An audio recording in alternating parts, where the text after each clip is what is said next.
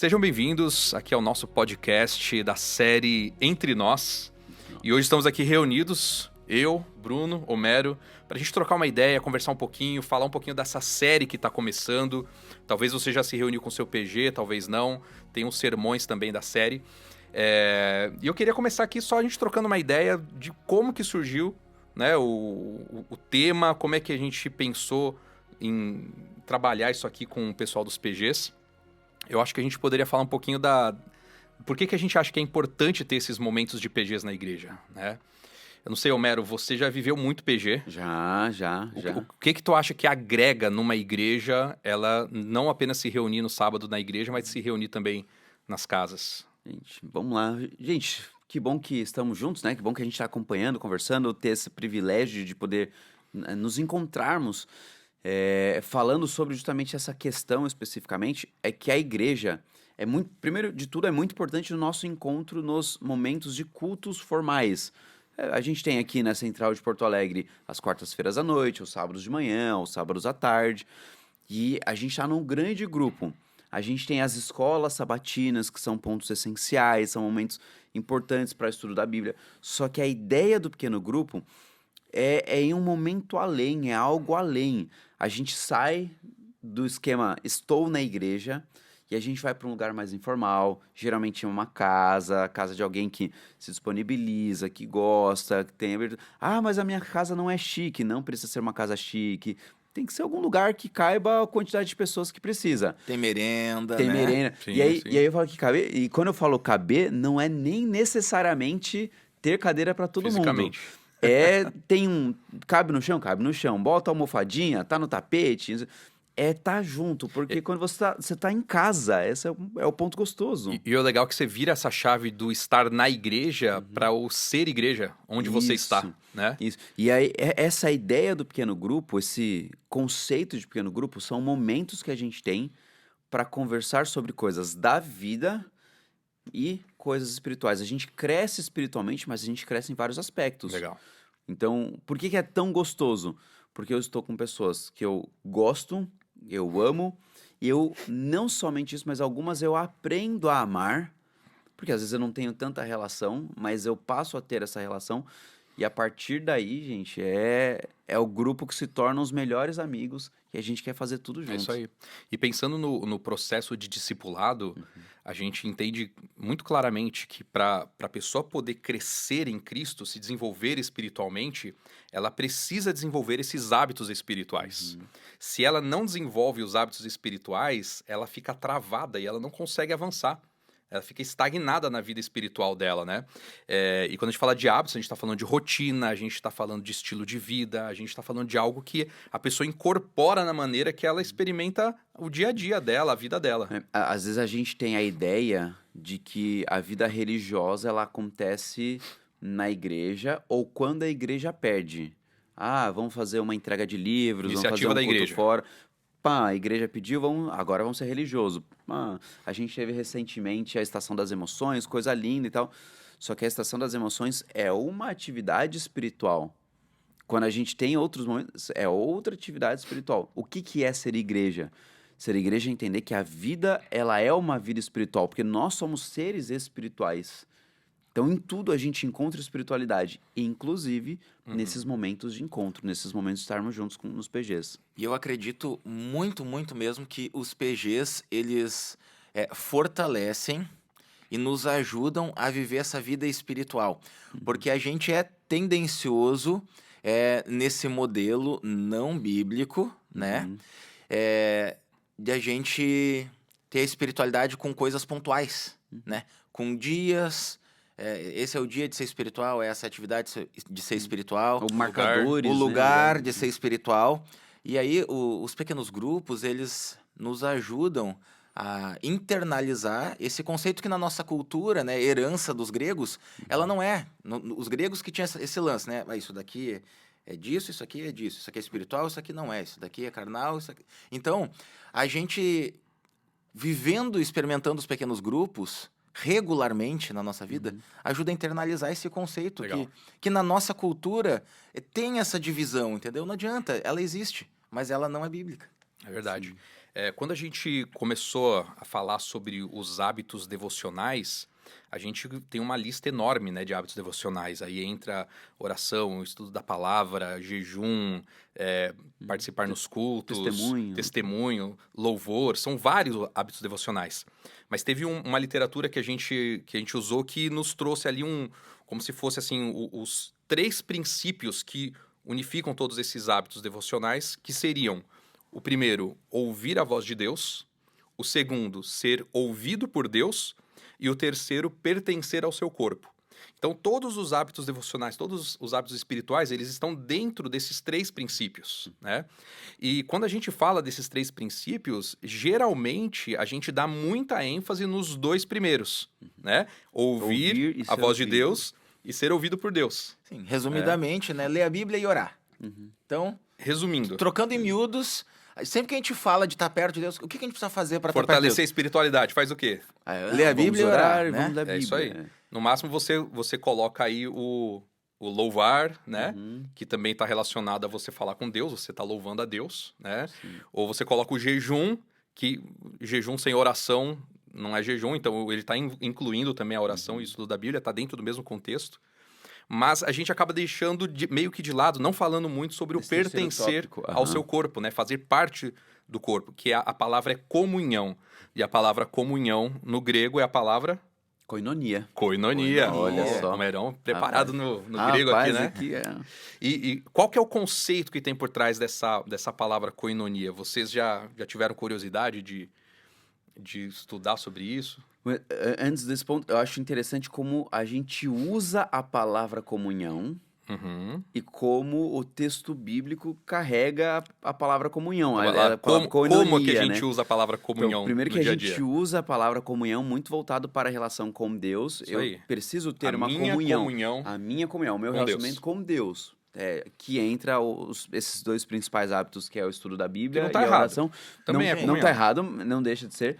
Mas o texto bíblico, e nesse contexto de koinonia, é muito diferente, que envolve mais esse terceiro aspecto, esse terceiro ponto, que é de fazer parte, né? Sentir parte do corpo. É de relações espirituais. Relações espirituais. Relações espirituais, né? Então, nosso conceito, ele é mais vertical, digamos assim, né? É a gente se conectar com Deus de maneira individual. E acho que até porque a gente já tem essa cultura religiosa de ter bastante força e ênfase nisso, né? Uhum. A gente acabou optando, né, no desenvolver dessa série, até tu puxou, né, como a gente puxou as ideias e por que o entre nós e por que trabalharmos, justamente para que a gente consiga romper essas barreiras, né, às vezes culturais, e que a gente não fala tanto, de trazermos a koinonia para a esfera horizontal. Legal. Né? Legal. Com quem está do nosso lado, com os nossos familiares, com os nossos amigos, com os irmãos na fé. Né? Então, Legal, é isso aí. Quer ver uma definição da palavra koinonia? Significa comunhão, compartilhamento, participação, união, companheirismo. É um termo muito importante para o cristianismo porque se refere à união espiritual profunda entre os cristãos e com Deus. Então, a nossa ênfase, geralmente, quando a gente fala de comunhão, é comunhão com Deus. A gente esquece que a origem da palavra, ela tem a ver comunhão entre irmãos. Entre irmãos, né? As duas coisas, né? É as duas não coisas. É que não é com Deus, mas é as duas coisas. E a gente sempre dá mais ênfase numa do que na outra, né? Exatamente. Aí um ponto, assim, um aspecto que carrega ali um pouquinho da ideia dos pequenos grupos em si, mas também agora ampliando esse contexto, esse conceito de koinonia, é aquele texto de Atos 2, né? Lá no finalzinho, Legal. Versículo 46, versículo 47, em que há a descrição de como que era a igreja naquele tempo. Fala assim, diariamente... versículo 46. Diariamente perseveravam unânimes no templo, partilhavam o pão de casa em casa, tomavam as suas refeições com alegria e singeleza de coração, louvando a Deus e contando com a simpatia de todo o povo. Enquanto isso, o Senhor lhes acrescentava dia a dia os que iam sendo salvos. Então é gostoso pensar assim, qual que era o padrão deles? Eles tinham as atividades no templo? Tinham atividades no templo. Aqui não cita diretamente, mas também tinha as atividades nas sinagogas, os encontros espirituais. Mas eles tinham relação de casa em casa. Eles estavam ali Com grupos com menores, grupos né? menores, comendo, compartilhando comida. E assim, a gente usa muito, às vezes, essa ideia para a ideia do que chamamos da Santa Ceia e tal, mas na realidade eles simplesmente estavam assim: gente, acabou o dia, vamos lá, beleza? Cara, deixa eu lá na casa do Brunão, então. Cara, trouxe um pãozinho aqui, Brunão. Vamos lá, tudo certo? E aí você já tem um suco, e aí tem um queijo lá, e eu trouxe também, um requeijão e um pão de queijo. A Uhum. gente junta só para conversar. E aí conversa coisas da vida, e conversa coisas espirituais. E isso gerava, a partir daí, da igreja, gerava na população o que eles chamam de simpatia.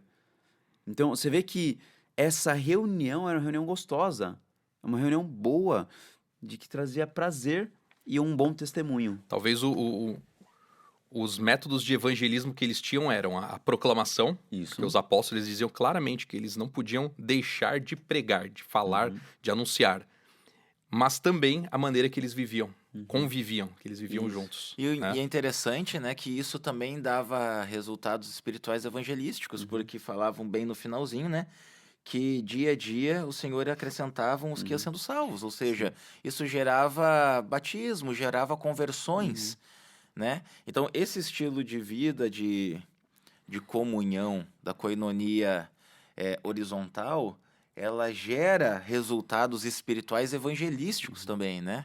Então, não é só um benefício para nós, para que a gente tenha uma espiritualidade melhor, mas também para a expansão do reino de Deus, uhum. É isso aí, né? é Exato. isso aí. Tem um livro chamado A Terceira Reforma, e ele traz alguns aspectos. Ele tem até uma ilustração interessante que ele fala assim que a pregação do evangelho ela funciona com duas asas. Então você tem a asa do evangelismo público, que o Alejandro comentou ali da ideia da proclamação, Proclamação. só que também tem a ideia de um evangelismo mais particular, menor, entende? E isso é interessante, porque os dois andam em conjunto. Você tem pessoas com mais dons e talentos que vão conduzir esse aspecto da proclamação pública, da pregação pública, e pessoas que vão ser essa estrutura de cuidado, de acolhimento, de carinho para receber em casa, em grupos menores. É por isso que a estrutura do PG, ela geralmente, PG, pequeno grupo, né, no caso, para quem está chegando agora, conhecendo, a nossa estrutura de pequeno grupo, de PG, ela envolve uma pessoa ou uma dupla, sejam os anfitriões, ou a pessoa anfitriã, mas também a pessoa que lidera, não sendo a mesma pessoa para ter mais versatilidade. Claro, pode Uhum. acontecer, não é um problema, não é o fim do mundo. Mas o legal de ter duas pessoas liderando, ou mais pessoas liderando, é justamente porque são mais ideias, são mais grupos, de formas diferentes de acolher quem está chegando, quem está querendo conhecer mais o Evangelho. Muito bom. Eu quero agora partir aqui para a temática do primeiro encontro, né? A gente trabalhou ali a ideia dos dias caóticos, né? Então, apesar de nós tentarmos organizar a nossa rotina, existem dias que tudo sai fora do que estava planejado. E como sobreviver a dias caóticos, né? E aí a gente trabalhou muito a ideia de que nos dias de paz eu preciso abastecer, né? Me abastecer espiritualmente, me fortalecer a minha fé, para que nos dias caóticos eu esteja preparado para enfrentá-los. Não adianta eu querer me fortalecer espiritualmente quando vem a dificuldade, né? Geralmente a dificuldade ela só vai colocar para fora aquilo que você já está vivendo, né? Aquilo que você já tem com Deus. E apesar de a gente realmente dar a ênfase na oração e no estudo da palavra, o que a gente gostaria de enfatizar nessa série é da importância de nós termos a parceria de outras pessoas que também amam a Deus, que também têm os mesmos objetivos na vida, que também sonham um dia estar no céu, que têm em Jesus o seu amigo. E então, assim, o pertencer ao corpo de Deus é uma das maneiras que Deus deseja nos fortalecer espiritualmente para a gente enfrentar os desafios que a gente tem na vida. É por isso que a gente entende que o cristianismo bíblico ele não é o cristianismo do isolamento, né? A Bíblia fala assim, vai ter um momento de deixar as grandes cidades, vai ter um momento que a gente vai ter que fugir, vai ter que sair das cidades. Mas Deus não quer que a gente hoje se afaste e se isole lá no meio do mato e fique lá né, sozinho ou com 2 ou 3 pessoas. Não, ele quer que a gente esteja se relacionando com pessoas que fazem parte do seu reino, mas também trazendo outras pessoas para esse círculo de amigos. Sim. Por isso que quando a gente fala da importância dos relacionamentos, a gente lembra de como Jesus viveu. Né? Jesus, ele teve um ministério em equipe. Ele andava junto com pelo menos os 12 e mais um grupo ali que acompanhava, né? Que eram também seguidores de Jesus. E quando a gente analisa todos os momentos da vida de Jesus, são mais momentos que são retratados ele com as pessoas do que ele sozinho. Uhum. Ele tinha, sim, os seus momentos a sós com Deus. Oração, ele também deveria ter os momentos dele de reflexão na palavra, porém a Bíblia apresenta como, nos momentos mais difíceis, ele chamou os amigos para perto dele. Uhum. E a gente deu uma ênfase especial no guia de estudo nos momentos, ali nos últimos momentos de Cristo antes da sua morte. Né? O momento da ceia, o momento do Getsêmani. Nesses 2, ele que sabia para onde ele estava caminhando, ele decidiu, né, trazer para perto de si os seus amigos, para enfrentar aquele momento. Né? É muito significativo isso. A ceia ser um momento em que ele chama seus amigos para estarem juntos, ele reforça o que vai acontecer, ele abre ali a situação. Depois ele chega ali no Getsêmani, ele abre o coração para os seus amigos e fala assim, eu estou extremamente angustiado até a morte. Até a morte. Então ele abre o seu coração para os seus amigos. Infelizmente a gente vê daquele momento que os amigos eles perderam uma oportunidade ali, né, de realmente tá do lado de Jesus ali, fortalecendo ele também nesse momento. Mas a gente vê que Jesus, ele tinha essa necessidade de relacionamento humano, como ser humano também, assim como nós. Eu gosto de pensar que quando Deus criou a humanidade, lá em Gênesis 1 fala que ele se reúne, digamos assim, né? Fala assim, façamos o ser humano, né? Façamos o homem à nossa imagem e semelhança. E uma característica interessante é que a gente geralmente quer focar na ideia da imagem e semelhança como algo de aparência. A nossa tendência é, então Deus tem essa estrutura e tal, como que é? Não é essa a ideia que o texto está apresentando. Então, significa que a gente tem as características de Deus em vários aspectos. Uma delas é que Deus, e isso é um conceito aparentemente estranho, mas Deus é uma comunidade de iguais. É o Pai, é o Filho e é o Espírito, que para resolverem coisas eles entram em concílios, entram em reuniões, eles entram em O Espírito de consenso. Profecia fala muito disso, né? Muito, Eles se muito, reúnem. Exato. Principalmente com relação à criação da humanidade, do planeta, e também na queda do ser humano, para apresentar que eles entram em concílio para resolver, e o filho sai depois para trazer o veredito, trazer qual vai ser a resolução.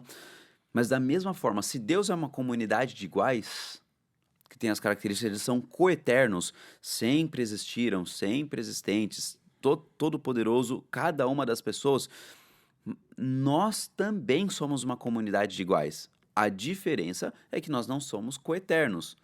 Nós teremos a eternidade por aceitarmos o sacrifício de Jesus e estarmos na eternidade quando Jesus voltar para nos buscar. Mas nós somos seres também como uma comunidade de iguais.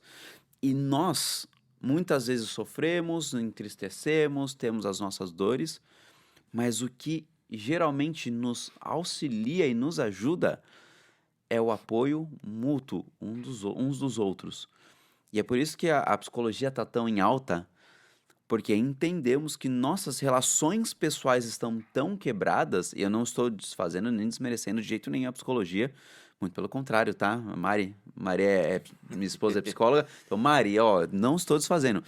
Mas a psicologia está muito em alta porque as nossas relações estão tão quebradas que a gente não sente suporte uns com os outros. A função da psicologia seria dar um suporte a mais, um extra, ajudar a ver o que não estamos vendo, mas ter esse outro suporte uns para com os outros, de amigos, familiares, apoio mútuo de pessoas. É isso aí, é isso aí. Acho que uma coisa que a gente precisa entender olhando para as relações, né, da comunhão, relações entre iguais, é que esses relacionamentos, eles podem ser um meio da graça de Deus também ser estendida a nós, né? Você, nos relacionamentos humanos, você tá ali para abençoar alguém, mas também para ser abençoado. Então, esse convívio, ele realmente, ele nos fortalece espiritualmente, nos ajuda a amadurecer espiritualmente, né? E ele nos prepara para dias difíceis, para momentos difíceis. Eu sinto assim que quando a gente fala de igreja e a gente analisa não somente as entradas, né, os batismos, as transferências, mas a gente analisa as saídas de membros da igreja, a gente percebe que grande parte dos membros que saem da igreja, que desanimam, né, é porque uma das características que eles têm em comum é que eles não criaram laços de amizade, Eu né? diria que assim, uma alta porcentagem das pessoas que saem da igreja é por questões relacionais negativas.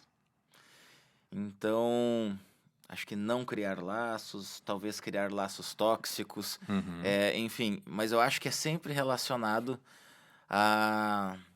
Sempre não, sempre é uma palavra forte, né? Mas acho que boa parte das vezes relacionados a essa esfera da koinonia não saudável, né? E se a gente vai olhar para a Bíblia ela fala inúmeras vezes, em inúmeros contextos diferentes, que a gente deve fazer as coisas acompanhados, né? A questão de sair como missionário, sair em duplas, né? A questão do casamento, não é bom que o homem esteja só. Enfim, né? O exemplo de Jesus, a vida dele, né? Como O ele óleo passava... escorrendo da barba de Arão. O quão bom e quão maravilhoso é que os Quão bom, irmãos vivam em maravilhoso, união, né? Então, É isso aí, como óleo escorrendo. exato. Então, assim, isso em diversos contextos e situações da vida do ser humano, a Bíblia sempre ressalta a importância da gente estar em comunhão, Em comunhão com os irmãos. com os irmãos. É isso mesmo. E existem alguns protocolos que a gente adotou aqui na Igreja Central que algumas pessoas que não entendem, elas até olham como sendo chatice, como sendo alguma burocracia. Por exemplo, quando uma pessoa ela vem uma primeira vez aqui na igreja e fala assim, eu quero pedir a minha carta de transferência para cá. A gente, de cara, vai perguntar para ela, muito bom, que bom que você está chegando, né? Maravilha, a gente fica muito feliz de te receber. Você já está participando em alguma classe da escola sabatina? Né? Por que é importante a pessoa estar numa classe da escola sabatina na igreja? Não é retórico, não, para vocês falarem. Tá.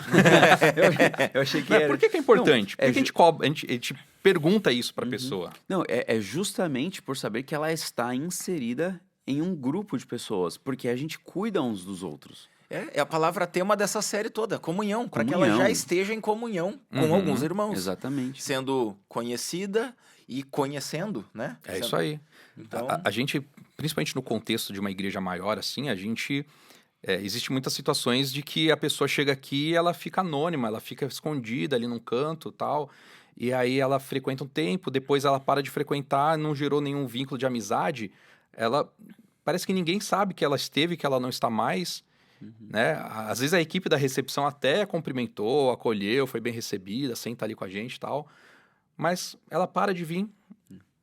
Ninguém percebe, não é por maldade. Sim. É porque a gente presta atenção, a gente percebe a ausência das pessoas que a gente se relaciona. E uma questão que a gente talvez não pare para fazer uma análise sintática, digamos assim, na terminologia que a gente usa para as pessoas que fazem parte da igreja. Nós chamamos de membros. Mas a gente, às vezes, chama de membro na ideia do membership, na ideia de associado a um clube. Não, porque eu tô lá, tô com a minha inscrição. Não é essa a ideia.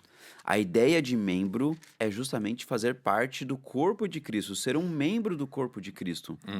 Então, quando a gente se preocupa em ter a pessoa envolvida em algo, numa escola sabatina, estar inserida em um ministério, é justamente para aprender, ela ser cuidada, mas ela cuidar de outras pessoas e levar o evangelho, porque a partir daí mostra uma ideia de atividade. Se entendemos a ideia da igreja como membros somente de um clube, não cumprimos o propósito. Exato. Membro do corpo de Cristo. Eu creio que a gente acharia assim um absurdo alguém dizer assim, eu entrei numa cirurgia para fazer a remoção do minguinho esquerdo E tiraram o minguinho direito também. Tiraram 2 minguinhos. Mas eu nem reparei, fui perceber 2 anos depois. Isso seria um absurdo, né? Absurdo, é. Não, tiraram um dedo a mais, mas eu não tinha percebido. Mas acontece com tanta Um frequência. exemplo muito bom, cara. As pessoas entrarem na igreja, É. saírem da igreja, a gente não perceber. Só que isso tinha que ser um absurdo. E não é nenhuma questão da pessoa que veio visitar uma Não. vez e não voltou mais. Exatamente. A Eram pessoa, membros. ela se tornou membro, talvez ela foi até batizada ali. Aqui dentro Você da entendeu? igreja, publicamente. E depois de um tempo ela saiu e ninguém percebe. E ó, eu tenho muita dor quando a gente tem que trabalhar as questões de desaparecidos. São pessoas que ninguém sabe quem é. Como? Aonde Isso não tá, pode estão, ser a né? realidade da nossa igreja. Não pode. Não é? E não é uma culpa. A gente não pode jogar a culpa na secretária, a culpa no pastor. Todos nós, como membros, nós temos parte nisso daí. Então, assim, se a pessoa está chegando, o que a gente quer? A gente quer que ela se envolva. A gente quer que ela participe de uma classe. A gente quer que ela esteja algum tempo frequentando, criando laços, para ela realmente se tornar membro daquela igreja. Mas, por outro lado, se eu sou parte dessa igreja, quando eu vejo alguém chegando, é minha responsabilidade também eu me aproximar daquela pessoa, eu convidar ela para minha classe, eu chamar ela para o junta que a gente vai fazer, né? Eu trocar o Koinonia. contato com ela, né? Então, assim, essa é uma responsabilidade de todos nós. Isso é a verdadeira comunhão. Exatamente. Isso é a Na verdadeira prática. comunhão. Se nós só estamos nos reunindo na igreja no sábado para assistir culto e vamos embora e ninguém conversa com ninguém, ninguém tem amizade com ninguém, ninguém se preocupa com ninguém, não houve comunhão. Só que aí a gente entra agora num ponto que isso daí não é algo natural. E é por isso que a gente tem esses momentos das séries, principalmente essa agora entre nós. Não é algo natural do ser humano se preocupar um com o outro. Não é algo automático, Não é né? automático, Uhum. mas tem que fazer parte do nosso estilo de vida. Então a gente tem que desejar isso, a gente tem que colocar, isso é estranho, tem que colocar na nossa agenda. Eu preciso me preocupar com as pessoas, eu preciso lembrar das pessoas. Como que tá o fulano, ciclano, beltrano?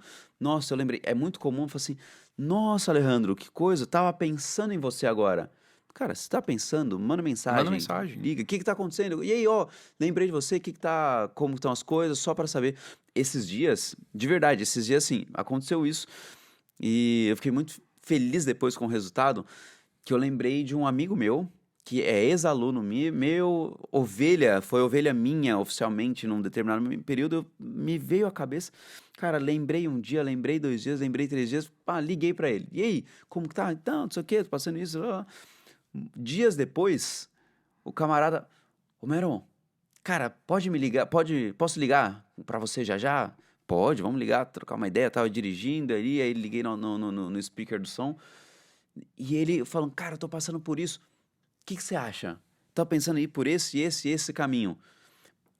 Eu entendo que Deus talvez tenha colocado no meu coração aquela memória, aquela imagem, aquele nome, e para eu falar com aquela pessoa, porque em algum momento ele precisaria de uma ajuda depois de um aconselhamento, e conversamos, trocamos ideias, ele chegou às compreensões dele, e eu fiquei, que coisa, se eu só deixo a ideia assim, não, lembrei de fulano, e acabou, e foi embora, ele verdade. não receberia ajuda, e eu não também, em algum momento, não receberia ajuda de uma outra pessoa.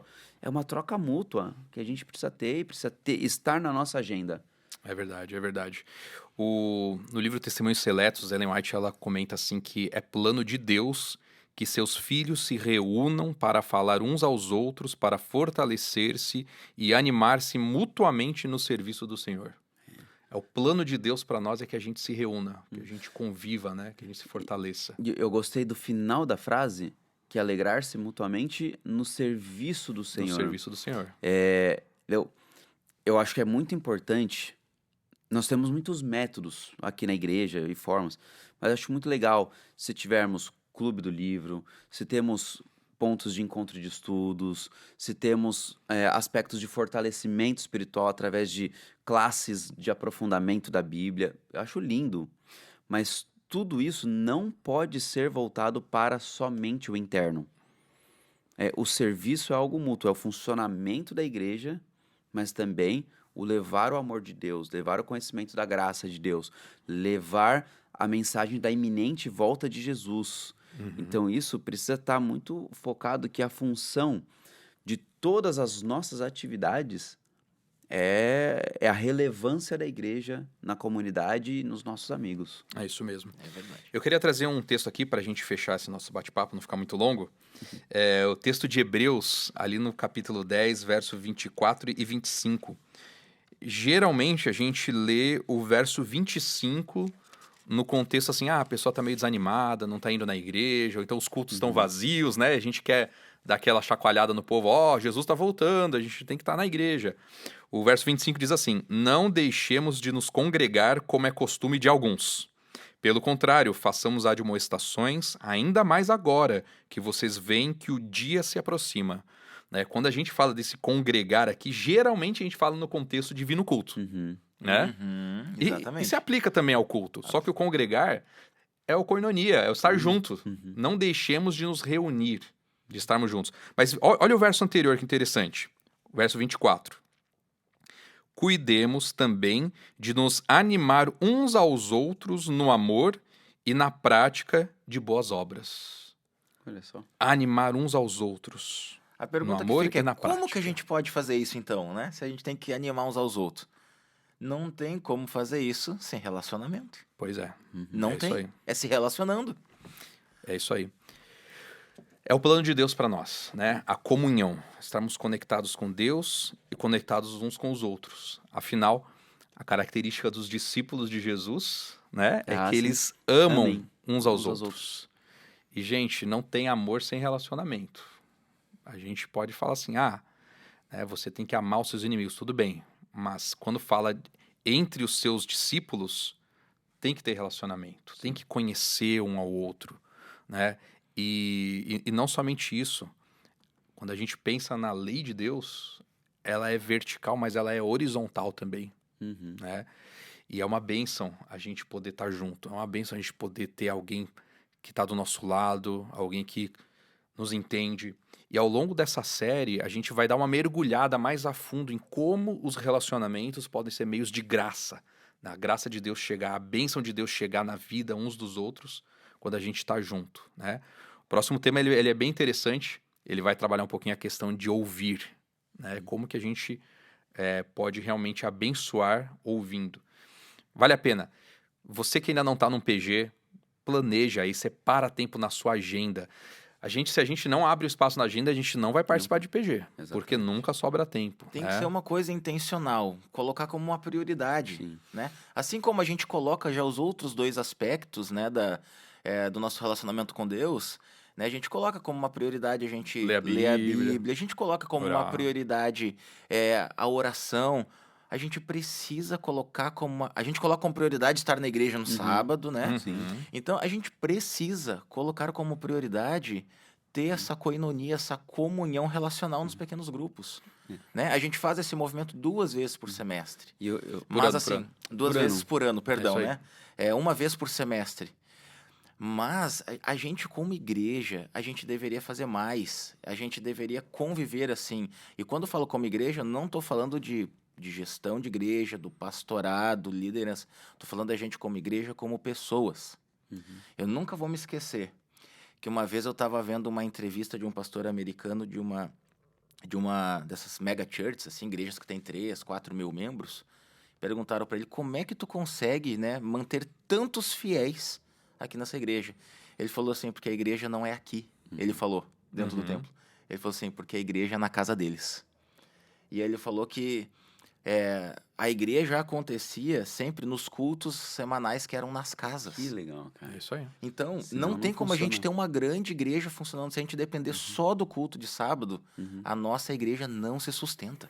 E Verdade. todo grande avivamento espiritual passa pela igreja nas casas.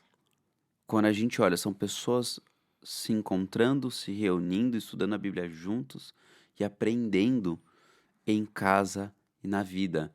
Os avivamentos espirituais não passam pelo primeiro ponto nas igrejas. Eu pergunto Mas nas casas. onde estavam os discípulos quando o Pentecostes aconteceu? Estavam ali orando juntos Onde? no cenáculo. Na sinagoga? Não, estavam em casa Estava ali. em casa. orando em junto. casa. E tem que ser intencional, né? A gente faz tantos planos para estar em casa para o lazer, né? E é ótimo assistir um filminho, comer uma pizza sábado à noite.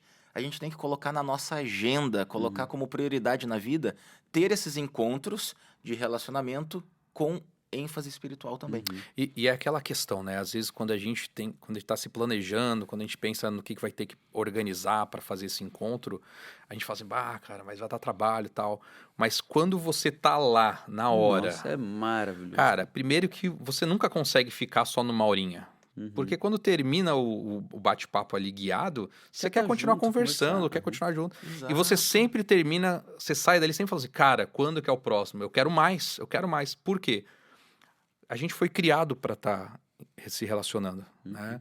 Não é bom que o homem esteja só, não é bom que o ser humano esteja só. Isso mesmo. A gente foi criado para estar conectado com outras pessoas. E se essas pessoas amam a Deus, se essas pessoas estão buscando viver, né, a vontade de Deus para a vida delas, não tem coisa melhor do que a gente estar junto, né? Se relacionando. Então, é isso aí. Fica aqui o nosso convite para você, nossa motivação.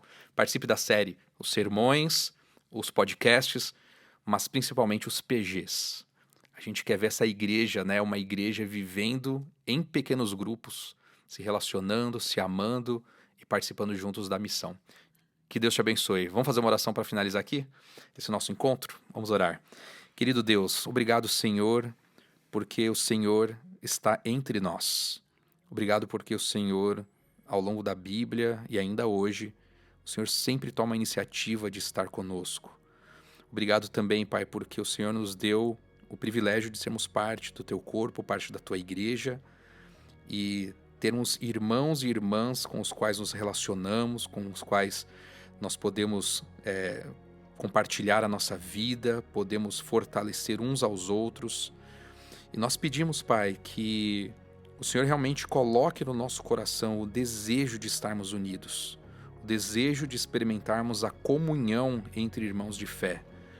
Que a Tua igreja, Senhor, a Tua igreja central de Porto Alegre ou qualquer outro lugar que estiver assistindo esse podcast, que a Tua igreja possa ser reconhecida pelo amor que existe entre os seus irmãos. E que dessa maneira nós possamos não apenas nos fortalecer mutuamente espiritualmente, mas possamos também fortalecer o serviço e a missão que o Senhor compartilhou conosco. Abençoe, Pai, a cada um que está ouvindo essa mensagem. O Senhor possa continuar conosco ao longo dessa série, continuar entre nós e possamos continuar unidos, é o que pedimos por Jesus. Amém. Amém. Amém.